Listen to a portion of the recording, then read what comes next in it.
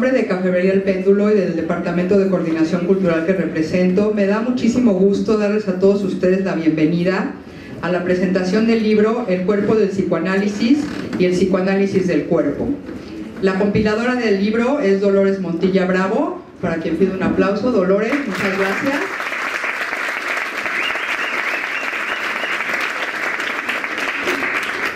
Acompañan a Dolores para poder comentar el libro dos personas del APM, la doctora Rosa Corso, secretaria del APM. Bienvenida, Rosa, me da mucho gusto que estés aquí. Y la doctora Delia Hinojosa, presidenta del APM. Bienvenida, Delia. Ellas obviamente también participan con artículos dentro del libro. Y bueno, este evento es organizado con el APM y con Editores de Textos Mexicanos, cuyo editor está por aquí, Rafael Sainz. Muchas gracias, muchas felicidades. Por último, me da muchísimo gusto poder presentar este libro de APM hoy aquí, ya que desde hace 5 años, justamente en este foro, el último martes de cada mes se lleva a cabo el ciclo Oscilaciones en tiempos de crisis, que iniciamos junto con el APM, con Delia, justamente. Y bueno, pues para difundir el psicoanálisis ha sido un éxito el último martes de cada mes. Yo siempre le estoy muy agradecida a APM por ese proyecto, porque realmente ayuda a muchísima gente y hay muchísimo interés al respecto. Además es un evento gratuito y cada último martes hay un psicoanalista de primer nivel. Y bueno, lo cual tenía que mencionar porque ahora me da todavía más gusto tener a estas mujeres maravillosas para presentar este libro. Es su foro, es su casa. Muchas gracias. Gracias.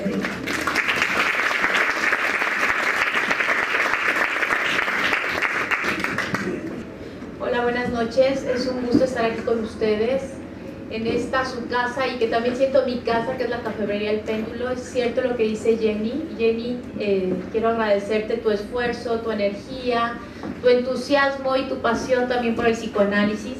Efectivamente, hace 5 años vine a hablar con ella con un sueño en aquel entonces, que era que tuviéramos un ciclo de conferencias sobre psicoanálisis aplicado a la sociedad, que fuera con un lenguaje entendible para todo el mundo, que pudiera tener acceso todos los que quisieran venir. Son conferencias gratuitas. El Péndulo nos presta este espacio el último martes de cada mes de 7:30 a 9, y tenemos diferentes temas.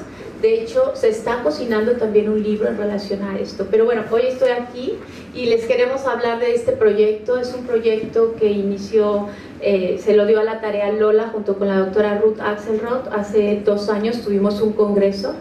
APM, como parte de la promoción del psicoanálisis y el estudio del psicoanálisis, hace 2 congresos cada año. El primer congreso es un congreso cerrado solamente para psicoanalistas, que se lleva a cabo en mayo, y otro congreso a nivel nacional, que es un gran congreso que se realiza en octubre, noviembre de cada año. Este congreso fue el congreso del 2015, que se realizó aquí en la Ciudad de México, y fue un congreso muy exitoso.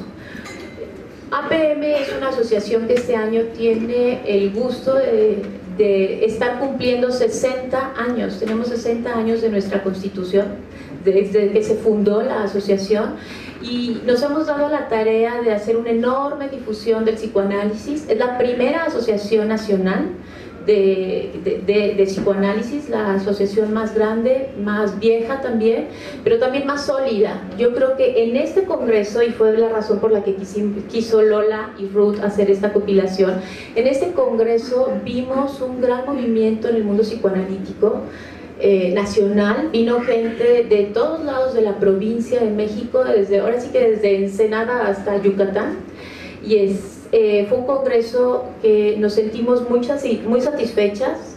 Estuvo Lola, que era la coordinadora científica en aquel entonces, fue la organizadora del congreso. Rosa era la tesorera y yo estaba de secretaria de la asociación. Ruth Axelrod era la presidenta.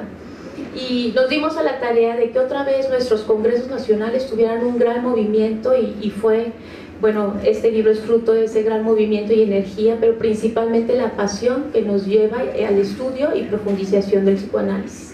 Entonces, bueno, Lolita, te dejo aquí, tú que creo que este es tu hijo, tu libro, y estamos aquí por él. Gracias. Bueno, yo escribí unas palabras, unas cuantas, y dice, por otro lado, después de esta introducción, muchos se preguntarán si en este momento de la historia, en pleno siglo XXI, es actual un libro de psicoanálisis o si ya pasó de moda. No podemos ignorar que una de las características de la posmodernidad es la franca hostilidad al pensamiento crítico y a la capacidad de introspección, lo cual parece dañar nuestra imagen que defiende a capa y espada que todos nos demos un espacio para reflexionar, para pensar en nosotros mismos y en los demás.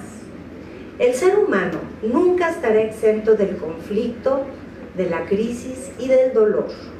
Por más que corra, por más que compre, por más que adelgace, por más pastillas que tome, cuanto más quiera escapar, más atrapado estará, más se alienará, más sufrirá. Así, ya en Alemania han podido demostrar a los seguros de gastos médicos la eficacia de nuestro tratamiento y por ello ahora ellos cubren hasta 4 años de este. Pero no solo eso, la genialidad intelectual y científica de Freud consistió en aportar a la humanidad un conocimiento nuevo de algo que no se conocía, aunque siempre ha estado ahí, el inconsciente.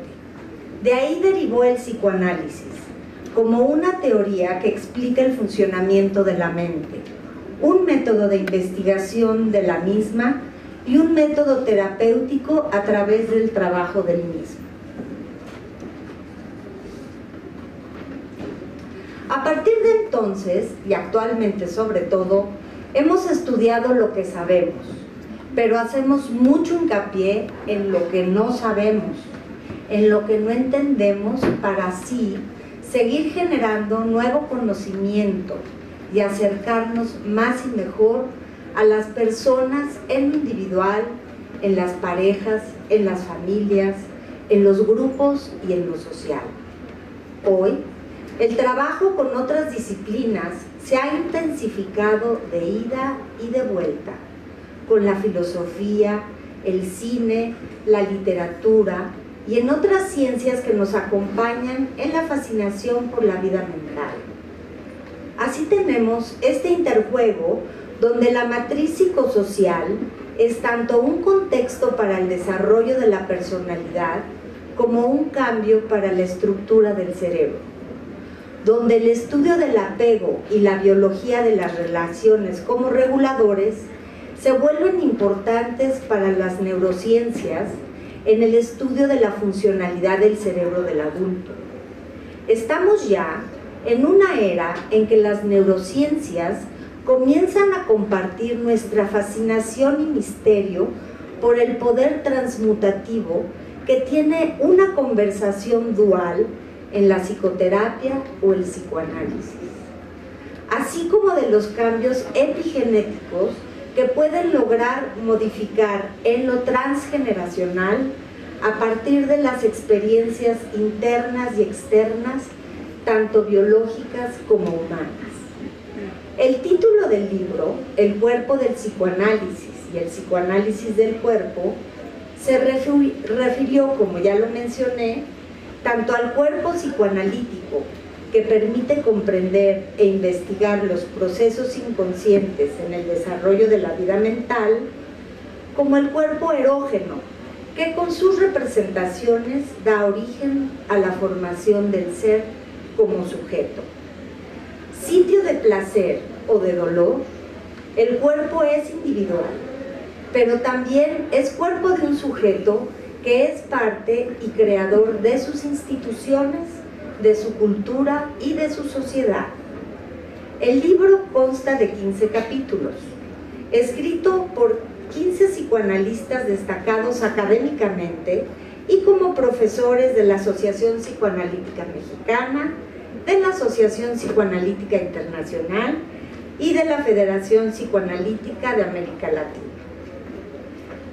Bueno, del primer capítulo lo escribí yo y se titula Comer o no comer, sexualidad o tecnoreproducción, embarazo y crianza en la anorexia y la bulimia. En este capítulo yo hago una revisión de la conceptualización clínica actual de los trastornos de la alimentación como trastornos biopsicosociales graves y complejos, cuya incidencia va en aumento y se acompaña de un mayor número de comorbilidades. Se hace una revisión del embarazo y su atención psicoanalítica. Se puntualiza que el embarazo es un acontecimiento vital en el cual están implicados la biología, el psiquismo y lo social, por lo cual, cuando ambos fenómenos se entrelazan, debemos poner mucha atención por la fragilidad psíquica que acompaña a estos diagnósticos. Sobre todo, cuando las pacientes se someten a tratamientos de fertilidad asistida, en los que pueden tener embarazos múltiples, que pueden llegar o no a término con todos los productos. Debemos poner especial atención en las repercusiones de su estructura mental, en el desarrollo del feto, las respuestas emocionales en el posparto, el impacto en la madre y el niño durante la crianza. Se describen también todas las vicisitudes familiares. El capítulo 2 lo escribe una psicoanalista, Margarita Schlack. Esta colega argentina escribió sobre psicoanálisis, una mirada posible sobre la violencia familiar y el abuso sexual infantil. Inicia su artículo recordándonos que si bien Freud en 1897 dejó de creer en sus neuróticas, nunca abandonó la idea de que la seducción temprana en un niño trae graves implicaciones, dejando vastas y duraderas consecuencias. Nos habla entretejiendo lo poético, lo musical y luminoso de lo traumático del abuso o violación sexual infantil, que además se vuelve doblemente traumático por haber permanecido en el vacío solitario del silencio o por haber sido acusados de provocadores del abuso, lo cual además nos deja confundidos y llenos de culpa. Nos describe finalmente el concepto de trauma, de la fantasía infantil y de cómo ésta queda anulada ante lo siniestro de un familiar que abusa de un niño, de cómo se altera su subjetividad en la edad adulta,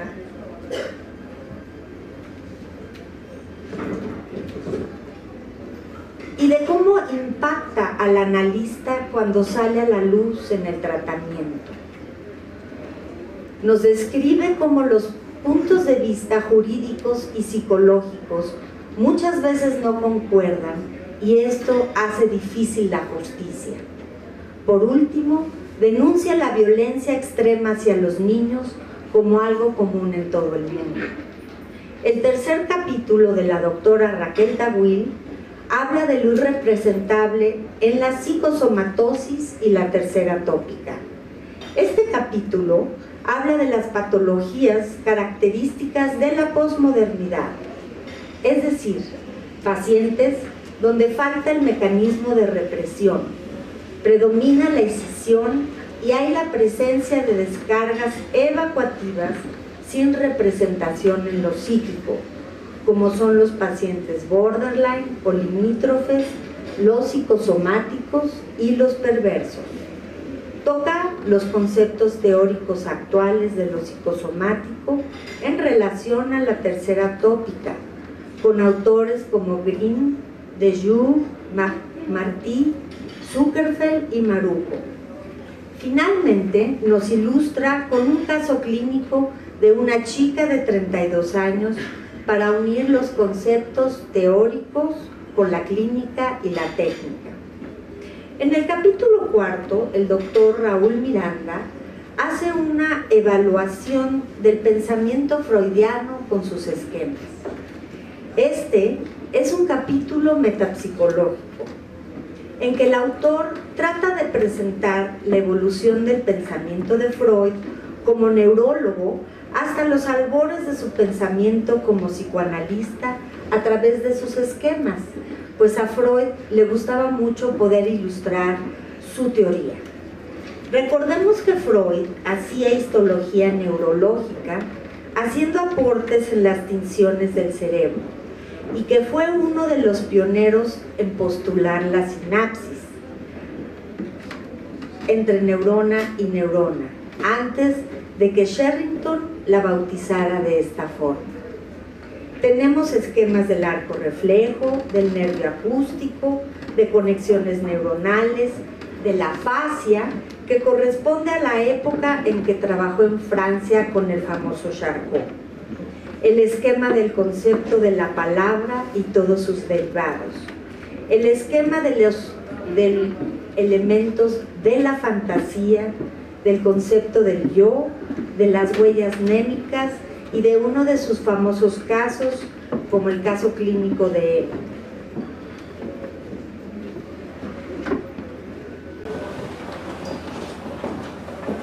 Cada uno de estos esquemas lleva su desarrollo teórico que ilustra perfectamente bien el proceso de pensamiento de Freud. El capítulo 5 de la doctora Ruth Axelrod dice así: si quieres soportar la vida, prepárate para la muerte.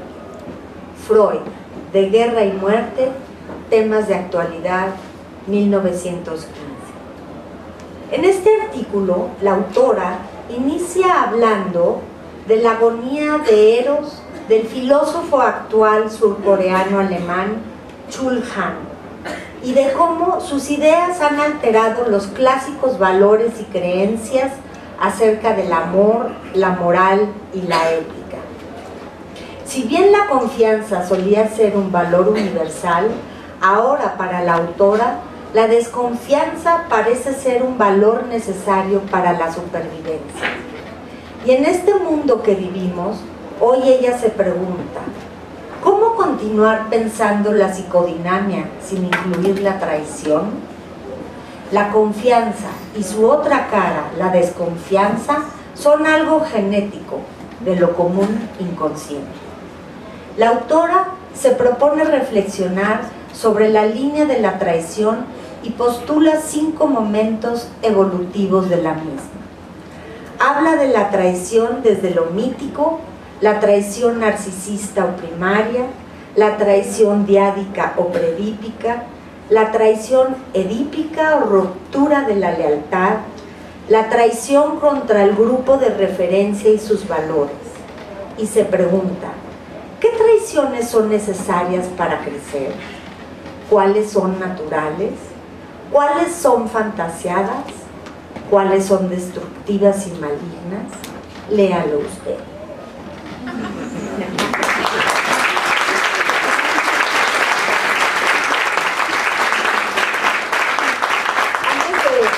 Gracias. Antes de pasarle el micrófono a la doctora Corso, quisiera nada más leerles un epígrafo de Freud que dice así: no son juicios morales lo que se necesita para resolver la vida humana y sus motivaciones.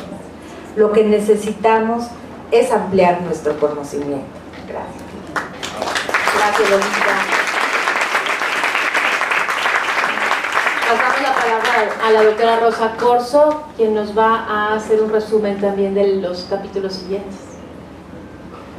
Bueno, a mí me tocaron los del medio, o sea, del 6 al 10, ahí les va. Porque el chiste es una probadita para que vean que no es todo tan solemne en el psicoanálisis. De hecho, es bastante sabroso el chisme. Miren, en el capítulo 6 vienen las reflexiones sobre el proceso psicoanalítico de una paciente con cáncer, de la doctora Teresa del Bosque. Ella nos habla del reanálisis de una paciente que había estado con ella en análisis y luego regresa sobreviviente o bueno en tratamiento de un cáncer en la pierna. Pero esa es una chica con una historia muy triste, es una chica que se muere, es una hermana menor cuando ella es muy pequeña, entonces la mamá entra en una depresión, lo que le impide a la mamá estar muy cerca de ella, se muere el papá, se muere el hermano, o sea, es una de esas historias terribles. Ella se queda con la mamá para cuidarla y es esta especie de amor-odio con la mamá, de que la quiere mucho, pero al mismo tiempo le es muy gravosa la carga de cuidar a la mamá, una mamá que está muy centrada en sí misma. Y entonces, ¿cómo la paciente se pregunta si este cáncer que tiene ella, digamos, parece que va en remisión, será realmente una somatización de la rabia que tiene con su mamá, o será un castigo recibido por la culpa de tener estos rencores contra la mamá por no haberla querido tanto como a la hermana muerta, o ¿a de dónde viene? Y la doctora del Bosque nos platica cómo fue este reanálisis después de 2 años de suspensión y qué fue lo que pasó, si realmente fue una somatización, si realmente fue una vuelta sobre sí mismo, en fin, lo van a tener que leer. Luego, en el capítulo 7, viene depresión materna en sus manifestaciones corporales, sus efectos en las hijas y en los hijos, y qué intervenciones se pueden hacer. Este capítulo es de la doctora Teresa Lartigue, que tiene una amplia experiencia con maternaje, digamos, ella estuvo trabajando en el Instituto Nacional de Perinatología mucho tiempo haciendo investigación, y nos apunta que la depresión es la enfermedad del siglo XXI, y sí es cierto, todo el mundo aparentemente estamos deprimidos, y lo que es muy importante es cómo habla de que es una patología de género, porque es 2-1, hay 2 mujeres por cada hombre deprimido, cuando menos en la estadística. Aquí tendríamos que ver si en nuestro país realmente es 2-1, o si lo que nos pasa es que como los hombres son feos, fuertes y formales y nunca dicen que están deprimidos, podrían también estar deprimidos, pero en una forma de mucho enojo. Pero en fin, hasta donde nos dice la estadística, sí es una enfermedad femenina, y muchas mujeres, o bien embarazadas, o bien, digamos, en el periodo neonatal, están deprimidas. Entonces, explica este artículo por qué la depresión es más frecuente en las mujeres, y nos da una lista de una serie de puntos que van desde las presiones sociales hasta las presiones que implica ser mamá, hasta las identificaciones con la propia madre, en fin.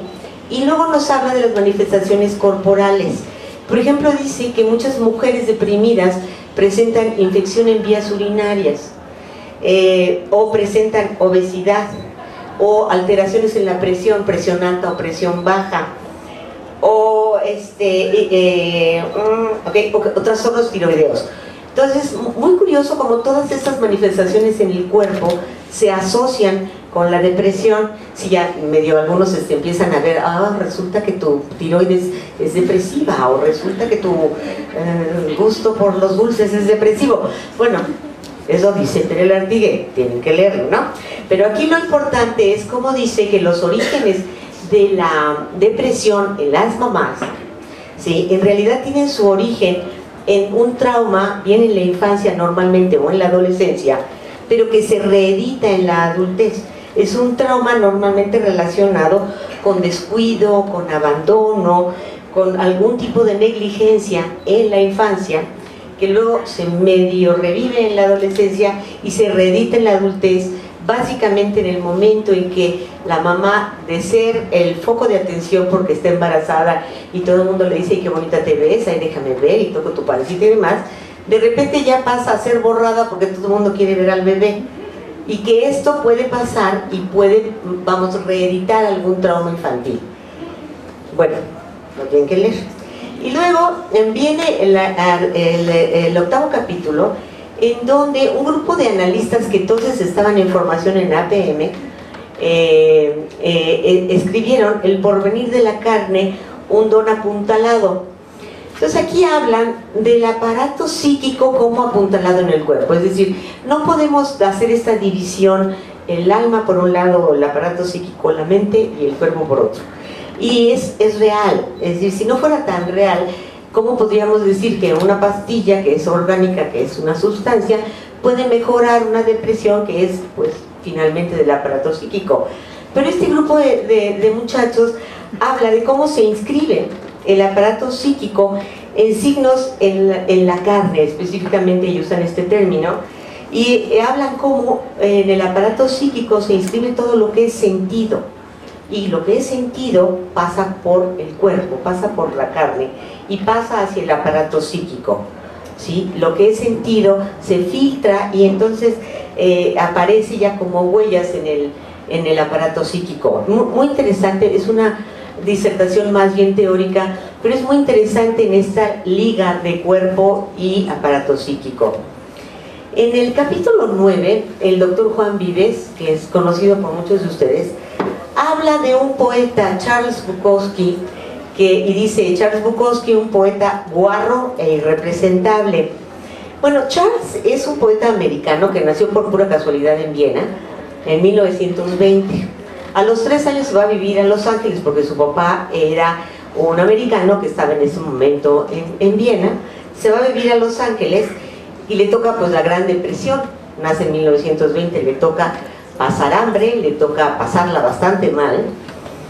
Tiene un padre muy severo, una madre fría y distante, y bueno, él se estructura como un clásico desadaptado, resentido social, crítico de la sociedad, alcohólico, mujeriego. Bueno, ¿qué les puedo decir? Totalmente más que irreverente, ¿no? Lo curioso es que este cuate, que fue, hagan de cuenta, un rebelde sin causa cuando era joven, siguió siendo rebelde sin causa muchos años, aunque trabajó como cartero.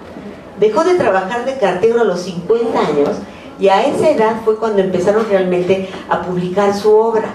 Es muy interesante porque hay pocos autores que empiezan a ser conocidos después de los 50. Digamos, uno de ellos es el que escribió Las cenizas de Ángela. Recordarán que es un profesor irlandés que habla de toda esta vicisitudes en Irlanda. Lo publicaron a los 56 años y a él lo publicaron a los 50. Bueno, les quiero leer un pedacito para que se den cuenta qué tan guarro es. Pero pega, pega. Escribió varias novelas y poesía. Y dice, por ejemplo, nos gusta tanto ducharnos después. A mí me gusta el agua más caliente que a ella. Y siempre tiene la cara suave y serena. Y primero me lava ella, me enjabona las pelotas, las estruja, luego me frota la polla. Oye, esta cosa sigue dura. Luego le da a todo ese pelo de ahí, la tripa, la espalda, el cuello, las piernas. Yo sonrío, sonrío y sonrío. Y luego me toca a mí. Y bueno, lo demás lo tienen que leer. Ah, ¿verdad? Pero para que vean, porque este poeta sí llama la atención. Y luego, el 10º capítulo lo escribe Adriana Villarreal, otro psicoanalista, y dice, y se trata de paradojas y vicisitudes de la experiencia de ser madre. Nos habla de esta diada primigenia mamá-bebé, y de muchos autores que nos dicen que no hay un bebé como tal si no hay una mamá, y no hay una mamá como tal si no existe el bebé. Es decir, que mutuamente son necesarios en esta diada. Y cómo, en lo cual rara vez se toca, cómo la mamá logra su identidad de ser mamá y nace como mamá en el momento que nace su bebé. Eso es muy interesante porque casi todos nos hemos preocupado mucho del bebé y cuando nace y cómo le va y si lo tratan bien y si los traumas y todo. Pero esta autora nos plantea, la mamá no es mamá hasta que nace su bebé. Y cómo a partir de ese momento se tiene que identificar como mamá. Entonces es muy interesante cómo nos habla, y a través de las viñetas de 3 casos, cómo las mamás se identifican en su rol, cómo hay este sentimiento de vacío en el momento que nace su bebé que trae en la panza, pero al mismo tiempo en este momento de reencontrarse como una persona distinta cuando ya eres mamá de... Es muy curioso porque las mujeres normalmente pasábamos de ser la hija de alguien, la novia de alguien, la esposa de alguien y la mamá de alguien, ¿verdad? Pero bueno, Y bueno, también nos explica una cosa muy interesante, cómo poco a poco nace y se hace madre y el odio forma parte de este vínculo de amor, porque es inevitable que el bebé igual y le lastima el pezón al comer, igual y le impide dormir, igual y no la deja descansar, y cómo se mezclan estas cosas, y del bebé hacia la madre cuando va creciendo también hay esta diada de odio-amor. Y bueno, es evidente en los adolescentes, ¿no? Se te quedan y dicen, ¿así vas a salir, mamá? O sea, por favor. Pero bueno, no es que nos dejen de querer, es esta diada que viene desde que son muy pequeños. Y los siguientes 5 te tocan a ti.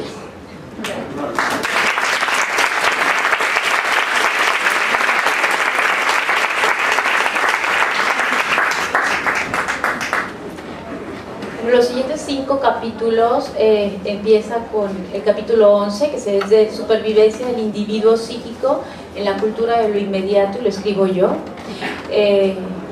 Les voy a leer los 5 últimos capítulos porque mi resumen integra todo. El capítulo 12 es investigación en psicoanálisis del doctor David López Garza. El capítulo 13 es por qué tantas personas viven solas, la imposibilidad de convivir con otro cuerpo, que lo escribe la doctora Rosa Corso.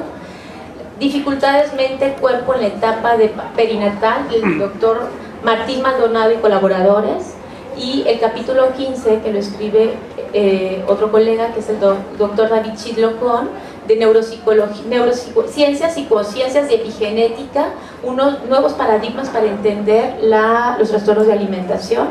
Lola es el tema de Lola. Pero bueno, haciendo un resumen de en qué consisten todos estos capítulos y qué se van a encontrar en la lectura de ellos. Es un hecho que la sociedad ha tenido un gran cambio. Ya los tiempos de antes han cambiado con la cultura, la posmodernidad. La posmodernidad trae un cambio en el tiempo, trae un cambio en los valores, trae un cambio en la ética del ser humano. Y esa realidad es común a todos estamos viviendo estos cambios nos atraviesan.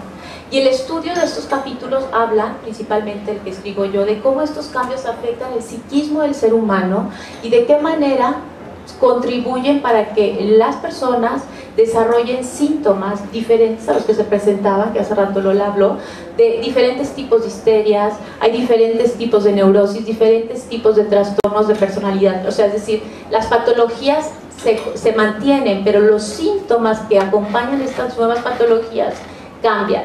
Y desafortunadamente, es una noticia que creo que duele, se están agravando.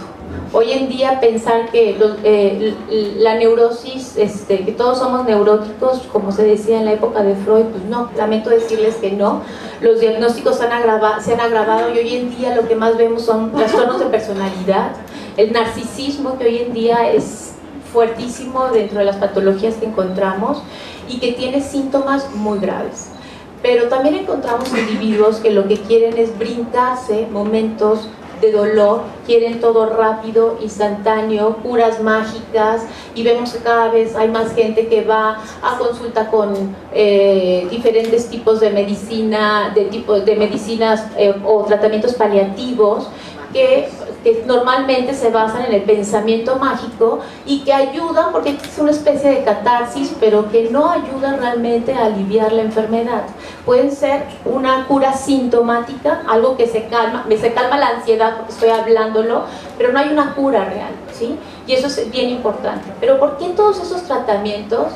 Les quiero hacer un chiste. Yo, donde tengo mi consultorio, se acaba de ir en el mismo piso acaban de abrir un consultorio de ¿cómo se llama? Pues de medicina alternativa, y no saben la cantidad de gente que tiene, y gente que normalmente llega con enfermedades y síntomas muy graves que a veces me los he topado en el elevador y me preguntan yo qué hago, y después me dicen, pues ya tengo mucho tiempo de venir aquí, no me curan, voy a ir con usted. Pero yo creo que la gente está con una ansiedad enorme a elaborar situaciones traumáticas que se viven, situaciones de duelo que se viven, que van acompañados de mucha angustia, depresión, melancolía incluso. Hace ratito Rosa hablaba de los estados depresivos, pero creo que hoy en día vemos muchos núcleos depresivos en las personas, y esto genera un dolor y una sensación, hace ratito hablaba con alguien, una sensación de que no hay solución, de pérdida de esperanza, que a su vez provocan otro tipo de patologías que son más graves, como el problema del suicidio, que no es una patología propiamente, pero es un acto que siempre se manifiesta en una enfermedad grave que normalmente no se diagnostica, normalmente se deja pasar como una manipulación, un chantaje, y no, la gente sí termina haciendo este tipo de actos. Pero ¿qué pasa? ¿Por qué la gente busca este tipo de alternativas? Bueno, yo pongo que el ser humano, lo que está ahorita, hoy en estos tiempos actuales, brincándose y que son importantísimos para la configuración de una personalidad sana, son los tiempos del duelo. ¿A qué duelos me refiero? No significa que todos hayamos tenido la muerte de un ser querido. El mismo desarrollo del individuo pasa por diferentes etapas, y la culminación de cada una de esas etapas del desarrollo implica un duelo. El duelo de la infancia para pasar a la adolescencia, el duelo del cuerpo infantil para aceptar su propio cuerpo, el duelo del amor que se tenía por los padres en la infancia, que en la época de la adolescencia ya no es el mismo, y en la época de la adultez mucho menos. El duelo por la idealización de los personajes que fueron muy importantes en la infancia, como fueron los padres, los hermanos, los amigos, para saltarse a otra tarea del desarrollo, que es el paso a la exogamia, que es el paso a buscar figuras o personas fuera de la familia que sean incluso más importantes o más representativas, o con la que uno se quiere identificar, que las figuras que encontramos en casa. Entonces hay diferentes duelos. Ahora ni qué decir, que yo creo que todos han escuchado aquí, que cuando uno vive realmente un duelo, se muere un amigo, o vive un divorcio, o se cambia de ciudad, lo que uno menos quiere entrar en contacto es con ese dolor y esa tristeza que se tiene que presentar. Tenemos que atrevernos a vivir los espacios del duelo, porque si no quedan como heridas, que seguramente los doctores aquí lo entienden, heridas que están ahí, que no se curan, que siguen de alguna manera sangrando, siguen sin cicatrizar y siguen generando problemas. Otro tiempo que se está brincando es el tiempo de la maduración. Parece que hoy vivimos como los eternos adolescentes, y esa es una realidad. Cada vez más los adultos no quieren ser adultos, los adultos mayores se regresan a la adolescencia, las personas que se divorcian cuando tienen 50 años se regresan a ser como unos teenagers, se les dice los viejorrucos, no, los chavorrucos, y hay una serie de apodos para manifestar este tiempo que también se quiere brincar, que es el tiempo de la maduración. Y yo creo, y en los artículos se expone, que es bien importante aprender a crecer. Y con crecer no estoy hablando del crecimiento físico, que eso pues se puede esconder, pero la verdad es que se nota. Sino estoy hablando del crecimiento psíquico, que va muy de la mano con este artículo que Rosa expone, por qué tanta gente vive sola. Mucha gente de esta gente que vive sola, dentro de las muchas razones, está porque la gente no quiere crecer, no quiere comprometerse y dar paso a algo bien importante, que es el desarrollo de la capacidad para intimidar, que además es el tema del Congreso Internacional que vas a ver en julio. Hoy en día se ha perdido la capacidad de ver lo que es, yo siempre lo digo, lo público, lo privado y lo íntimo. Y nosotros podemos relacionarnos y tener muchísimos amigos por Facebook, muchísimos amigos en las redes sociales. Me dieron hace ratito les decía, 33,000 likes a un artículo que puedes subir a las redes, pero de esos 33,000 no conozco a ninguno. O sea, son relaciones públicas que no tienen de alguna manera una influencia en mi individualidad más que como algo que alimenta mi narcisismo. Y vivimos justamente en esa época, en la época de lo superficial, en la época donde parece que esto tiene más relevancia que el día de mi cumpleaños, y yo quiero nada más convivir con la gente que realmente me importa, mis amigas, mi familia, y que lo único que me interesa es que esas personas realmente me feliciten. Los demás y los 33 likes que tengo en mi cuenta de Facebook no sirven más que para alimentar un ego, que es precisamente la era del narcisismo de la que les estoy hablando. Otra época que se está otro tiempo que se está perdiendo, que es muy importante también para la estructuración de la personalidad, es el tiempo de la introyección. ¿Qué significa con esto introyección? Es el tiempo de darse el tiempo de ver y sentir lo que realmente se está viviendo y que eso tenga una influencia dentro de mí, deje una experiencia lo suficientemente significativa para construir un espacio importante en mi personalidad. Muchas veces a los adolescentes les pregunto, me dicen que fueron a una comida familiar y que estuvieron, que hubo mucha gente, normalmente se acompaña mucho vino, mucho no sé qué, y de repente les dices tú, ¿y cómo estuviste tú cuando hablaste con fulanito, con tu abuelita? No me acuerdo. ¿Pero cómo? ¿Qué te dijo? No me acuerdo. ¿Y qué te dijo tu mamá? Ni me acuerdo. O sea que uno dice, ¿cómo cosas que realmente uno debe tener la atención puesta y estar con una información y una relación importante que te genere un movimiento interno o que tenga una repercusión en el mundo interno, puede ser tomada con tanta banalidad y puede ser tomada con tan poca importancia?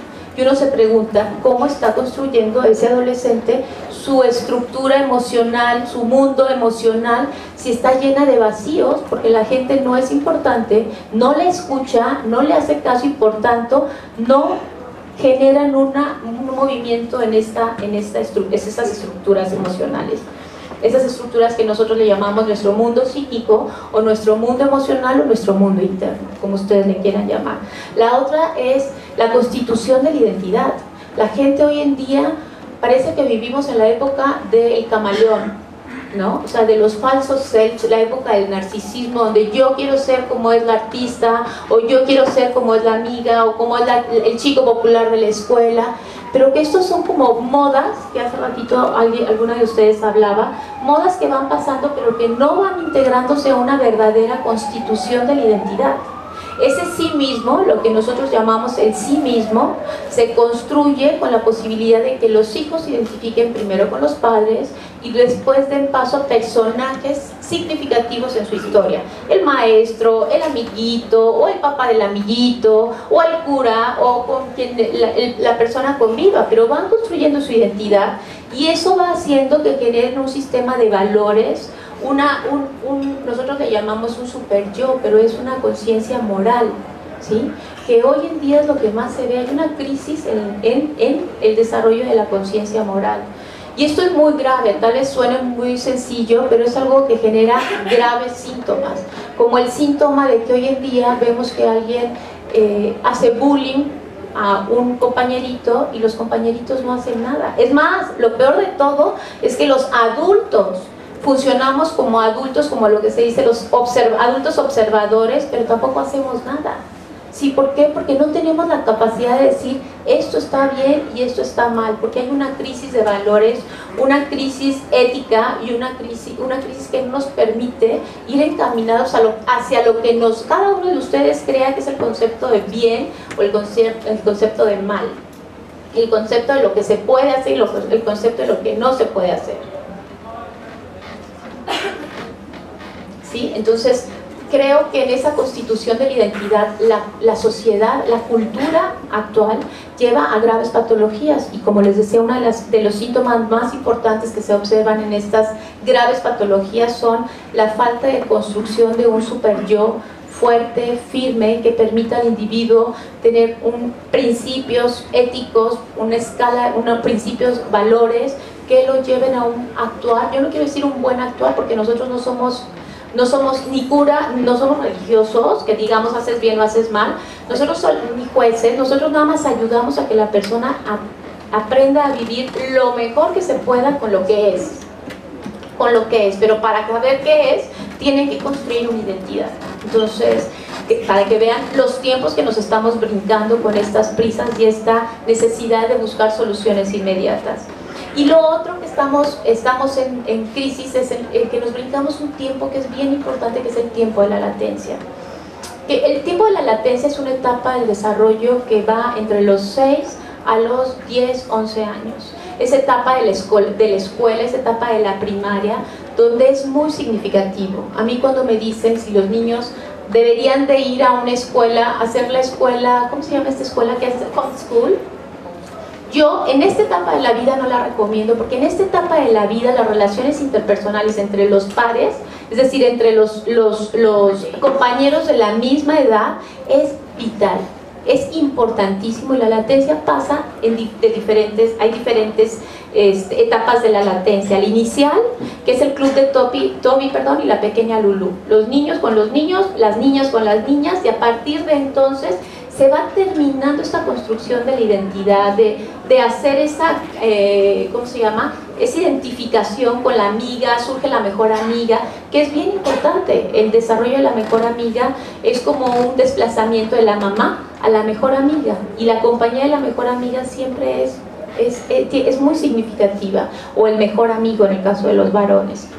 Después pasa a una latencia intermedia, dentro de las muchas cosas. Ahora, esto no les estoy hablando del desarrollo del psiquismo, que es la necesidad, la importancia de que el niño va pasando del pensamiento concreto al pensamiento abstracto, va pudiendo simbolizar, que es importantísimo, pero que para desarrollar todas estas tareas psíquicas se necesita de un adulto que lo acompañe, y un adulto que en verdad se quiera relacionar con el niño, no un adulto que nada más están. Hoy me decía una persona que iba a la escuela y que su maestro no se sabía ni su nombre, y entonces él me lo dice con un gran dolor. Me dice: llevo casi un año conviviendo con mi maestra no sabe ni quién soy. Y para este niño fue un terrible sufrimiento, me lo dijo con mucho dolor, porque creo que para todos los seres humanos es importante saber que somos significativos para el otro, ¿sí? Y que esto ayuda a la construcción también de ese espacio y ese mundo interno. Y bueno, finalmente se hace un desarrollo en alguno de estos capítulos hacia el por qué la gente se deja ir por lo rápido, ¿sí? Hablo de las patologías en las que esta rapidez, en este no deseo de pasar estos tiempos, se puede manifestar. Uno, las enfermedades psicosomáticas, los trastornos narcisistas, los trastornos borderline de la personalidad, los trastornos de la alimentación, indudablemente, Lola, las adicciones, que además hoy hay una confusión enorme sobre lo que es una adicción, sobre lo que origina. Yo siempre digo que como trabajadora de la salud estoy en contra de las drogas y en contra de que se legalicen como trabajadora de la salud mental, pero creo que además las drogas, yo como trabajé mucho tiempo con pacientes graves, las drogas, la marihuana, el cigarro da paso al alcohol, el alcohol da paso a otro tipo de drogas, la marihuana da paso después a otro tipo de drogas que son las drogas duras, y así se va. Ustedes me dirán a veces y a veces no, y tienen toda la razón, pero para saber cuándo no, se tendría que hacer un estudio minucioso de las personas a las que se les va a vender la droga para saber si tienen una personalidad adictiva o no la tienen. Entonces, creo que desde este interrogante, pues es mejor hacer programas de prevención, programas de información que lleven a las personas a reflexionar sobre esto. Y es precisamente de lo que habla el doctor David López Garza cuando habla acerca de la investigación en psicoanálisis. Como bien dijo Lola, el psicoanálisis es una técnica de tratamiento, es un método de estudio, es una investigación, porque se hace investigación, aunque sea a nivel del paciente en el consultorio. Y también exacto, también David habla de que hay diferentes tipos de investigación, empírica, cualitativa, y ¿cómo se llama? Y él habla acerca de la importancia. Ustedes tal vez dirán, ¿cómo se va a hacer investigación en psicoanálisis? Pero se hace, y creo que es muy importante que ahorita que el psicoanálisis está en total convivencia con otras áreas de la ciencia, también demos aportaciones que sean científicamente comprobables para que se sepa lo que el psicoanálisis puede hacer. Y ya lo dijo Lola, no lo quiero repetir, pero David López lo menciona, la importancia que tiene para que se hagan investigaciones psicoanálisis, para dentro de las muchas cosas que las aseguradoras puedan trabajar y puedan ofrecer también el tratamiento psicoanalítico como parte de las prestaciones que se tienen. finalmente, bueno, está el artículo de la doctora Rosa Corso, ¿por qué tantas personas viven solas? Ella hace una excelente investigación y cita cómo esto cada vez va siendo más en los diferentes países de Europa, en los diferentes países de América Latina, y ella plantea una serie de interrogantes y una serie de hipótesis del por qué se vive solo. Tal vez ella al rato quiera contestar preguntas al respecto porque va a saber más del tema que yo, pero creo que es bien importante porque es cierto, hoy en día los millennials,